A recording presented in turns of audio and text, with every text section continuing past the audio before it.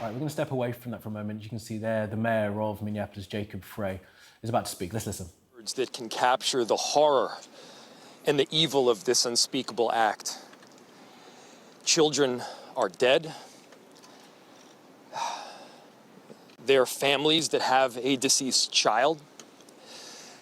You cannot put into words the gravity, the tragedy, or the absolute pain of this situation. We are a Minneapolis family. But to everybody out there, do not think of these as just somebody else's kids. Those families are suffering immense pain right now. Think of this as if it were your own. Every one of us needs to be wrapping our arms around these families, giving them every ounce that we can muster. These were Minneapolis families. These were American families. And the amount of pain that they are suffering right now is extraordinary. And don't just say this is about thoughts and prayers right now. These kids were literally praying. It was the first week of school. They were in a church. These are kids that should be learning with their friends. They should be playing on the playground. They should be able to go to school or church in peace without the fear or risk of violence, and their parents should have the same kind of assurance. These are the sort of basic assurances that every family should have, every step of the day, regardless of where they are in our country.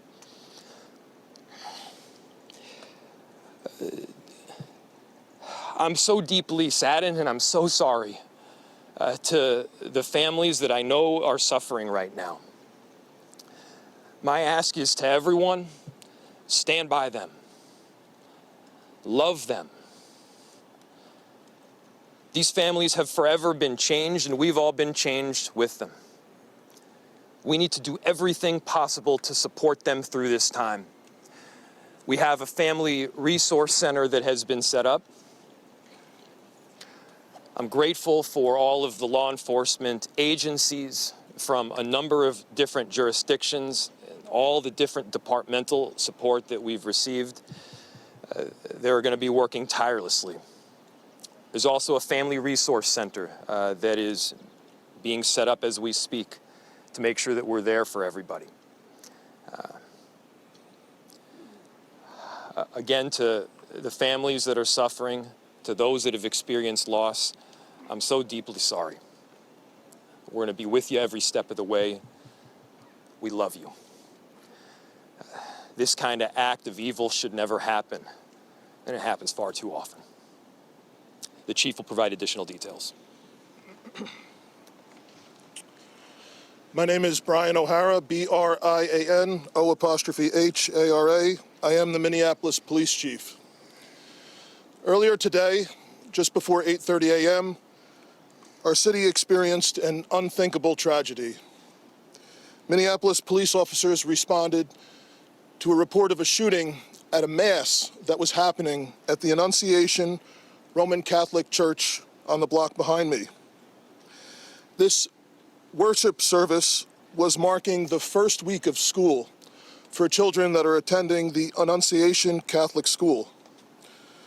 During the Mass, a gunman approached on the outside on the side of the building and began firing a rifle through the church windows towards the children sitting in the pews at the Mass.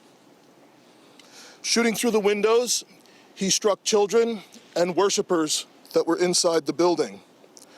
The shooter was armed with a rifle, a shotgun, and a pistol. This was a deliberate act of violence against innocent children and other people worshiping. The sheer cruelty and cowardice of firing into a church full of children is absolutely incomprehensible. Police officers from the Minneapolis Police Department immediately responded, entered the church, and attempted to provide first aid and rescue some of the children that were hiding throughout the building, while other first responders came and EMS responded to rush victims to nearby hospitals.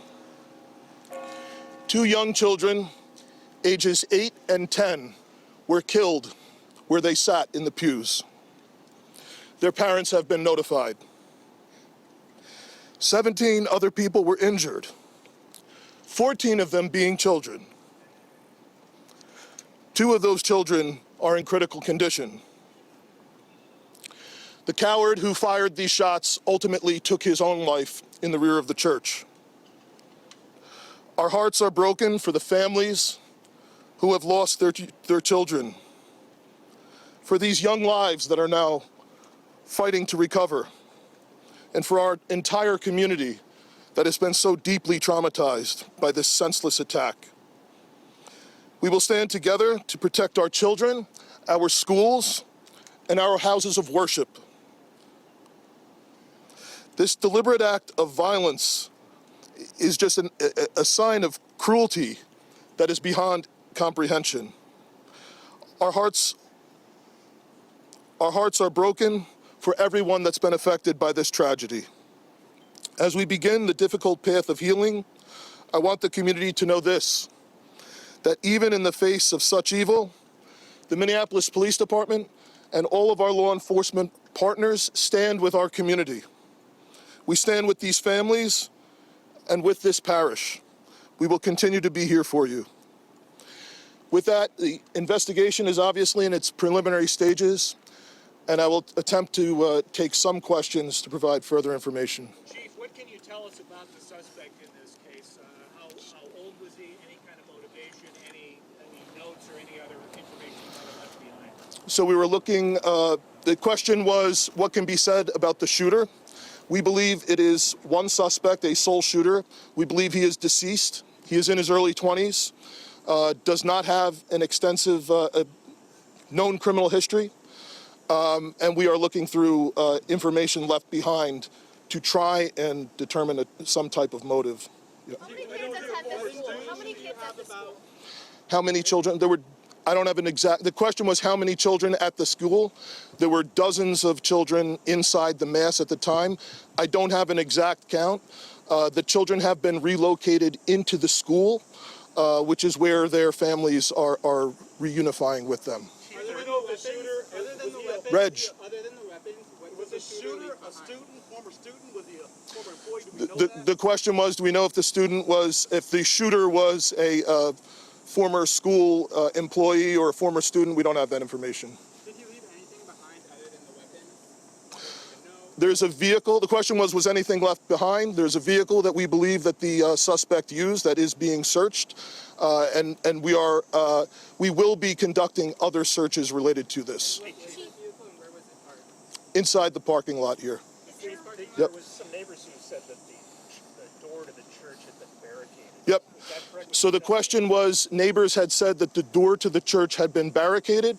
The shooter approached on one side of the church building, and on that side, at least 2 doors, it appears there had been like a 2x4 placed. So not all of the doors around the building, but on the side where the shooter did fire. And on the outside. On the outside, yes. Were there any explosives that were found? The question was there any explosives? There were reports of that. There were no explosives or improvised devices that we found. I do believe there was one, I guess you would call it a smoke bomb, like not an explosive, but a sort of a firework that would release smoke. And which side of the building? North, south? The side that is closest to us, here, on this side, yep. Was there a reason why agents were also at these nearby homes? I don't have specific information on that I can release. Gunshot wound, the suspect? Yeah, the question was, is he dead from a gunshot wound? The answer is yes. We believe he took his own life in the parking lot. Was this outside or both inside that he was shooting? The question was he shooting outside and inside? He was absolutely shooting outside of the building on the side of the church, inside through the windows. It appears he may have gone inside, but I don't believe we've located any casings inside the building. So I'm not certain if he fired also while inside. It appears, if not all, most of the shooting happened outside the building. Chief, is this shooting related to any other shootings that happened in the last 24 So, hours? yeah, Taylor's asking, is this related to any of the other shootings? This does not appear to be related to any other shooting in the city. Do you know approximately how many rounds were fired? The question was how many rounds? I would say it's in the dozens. We don't have an exact count. There's a sidewalk on the outside as well as a grassy area. So obviously we are going through and taking our time to process the scene. Was he firing just one weapon, like the rifle? Or... The question was he firing one weapon? We believe he had fired all three. He had a rifle, a shotgun, and a pistol. Chief, was this individual licensed to conceal and carry? Did he have any? Were the weapons, was he lawfully carrying the weapons? I don't have that information, and I don't have any information on any significant criminal history either. Was he dressed at all in any tactical type of gear or anything? It appeared he had some black clothing on, his cargo-type pants. I guess you could interpret that as, however you like. All right, ladies and gentlemen.